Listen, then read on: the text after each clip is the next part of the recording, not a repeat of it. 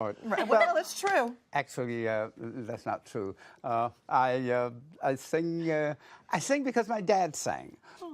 He had 6 other children. He lives alone now, 90 years old, in a house that's been burned, flooded, and half buried by mud more times than he cares to remember.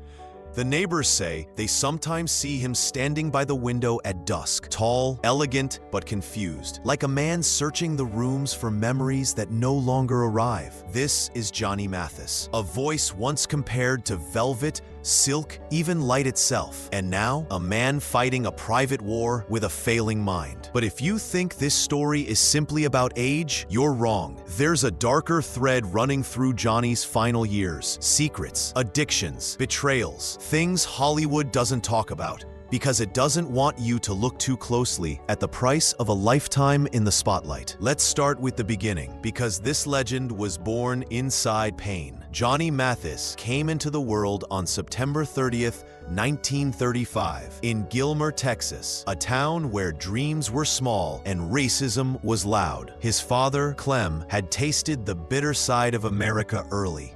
He'd once performed on vaudeville stages, but no matter how good he was, the color of his skin put a ceiling over every ambition he had. That kind of humiliation doesn't leave a man. It turns into silence, into anger, into hope. Hope that his son might reach the places he couldn't. So when little Johnny, barely 3, hummed "My Blue Heaven," Clem didn't just hear a child singing. He heard redemption. He trained Johnny the way a man trains his only chance at rewriting his past. Strict, relentless, obsessed. And in 1940, fed up with Texas and the violence that came with simply existing as a black family, Clem packed everyone into a car and drove west. San Francisco, the Fillmore, the Harlem of the West. 7 kids in a basement apartment with no heat, walls thin as paper, and neighbors they could hear but never see. But outside, jazz clubs, rhythm, soul, noise, life. And then came the miracle. Clem saved $25,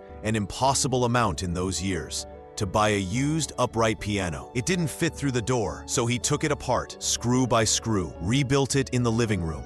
Didn't sleep for a minute. Johnny watched, eyes wide, like a boy witnessing destiny take shape. That piano became his universe. But here's what people forget. Johnny wasn't just a singer. He wasn't just gifted. He was a star athlete, a high jumper who out-jumped giants. His biggest rival? Bill Russell. Yes, that Bill Russell. In 1954, newspapers printed their names side by side. Johnny jumped only inches below the Olympic record. He received 2 invitations that changed his life, one from the Olympic Committee and one from Columbia Records. And here's where the first ghost enters the story, because that choice, the Olympics or music, followed him until the end. It's one of the decisions he would relive again and again, when the house was quiet and the memories still worked. He chose music, but not because it was easy, because he knew what America was like for a black athlete traveling through the South. He'd seen the signs, he'd lived the insults, and he would face them again with a microphone in his hand. When Johnny toured in the 1950s, he received death threats. Not letters, threats, real ones. Promoters warned him he could be shot the moment he stood still on stage. So he never stopped moving. He sang "Chances Are" while circling the spotlight, because standing still meant making himself an easy target.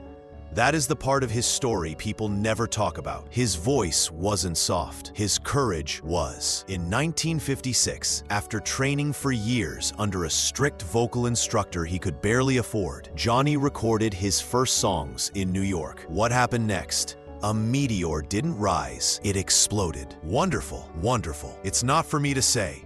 Hits that defined an era of innocence, romance, and American optimism. But then came the machine. The music world wasn't led by artists back then. It was run by men with rings on their fingers and guns under their jackets. Johnny sang in Vegas, but he didn't sleep in Vegas. They made him stay in segregated neighborhoods because the casinos that made millions off his voice wouldn't let him sleep in their rooms. Imagine that. Headliner on the stage, unwelcome guest after the show. He swallowed it. He kept going, because what else could he do? His 1958 Greatest Hits album stayed on the charts for nearly 10 years, a record untouched by Elvis, Sinatra, anyone. But behind the applause, a different addiction started growing. Vitamin shots, they called them. But these weren't vitamins. They were amphetamines, injected by celebrity doctor Max Jacobson, a man who drugged half of Hollywood in the name of energy. Johnny was doing 5 shows a night. His voice was fading. His nerves were cracking. The injections kept him going, and champagne kept him numb. By the late 70s, he was drinking so much before performances, he barely remembered getting on stage. One night, his heart raced out of control. That was the breaking point, and help came from the last place anyone expected, the White House. Nancy Reagan, yes, the First Lady, quietly pulled him aside and got him into rehab. 3 weeks later, Johnny walked out sober, but the damage had already begun, physically, emotionally, and later, mentally. And then came the scandal that almost erased him from American culture. In 1982, during what he thought was a private conversation,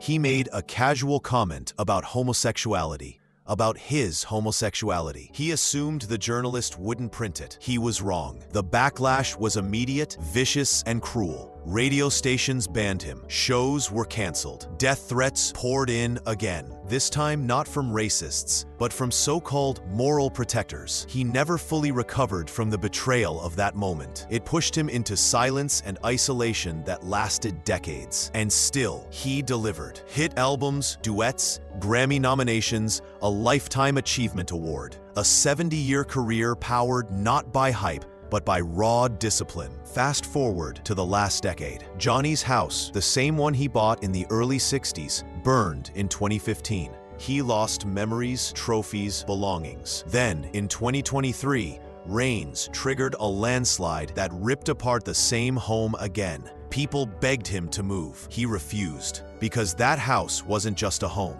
It was the last physical link to a life he built from nothing. But here's the part that hurts the most. His voice survived. His body survived. But his memory didn't. By 2024, he needed teleprompters to get through shows. By 2025, he couldn't remember the lyrics he'd sung for 70 years. On March 26, 2025, he announced his retirement. On May 18th, he gave his final concert, a man fighting through the fog of his own mind, just to give fans one last gift. 30 songs, no shortcuts, no excuses, just heart. He ended the night with, "How do you keep the music playing?" A question that was no longer poetic, but personal. Today, Johnny Mathis lives quietly in that battered Hollywood Hills home. Wealthy, yes, but alone. Surrounded by caretakers and fading memories. His final years are tragic, not because he aged, but because the very things that made him legendary. The pressure, the touring, the injections, the alcohol, the silence, the strength, are the same things that slowly chipped away at the man inside.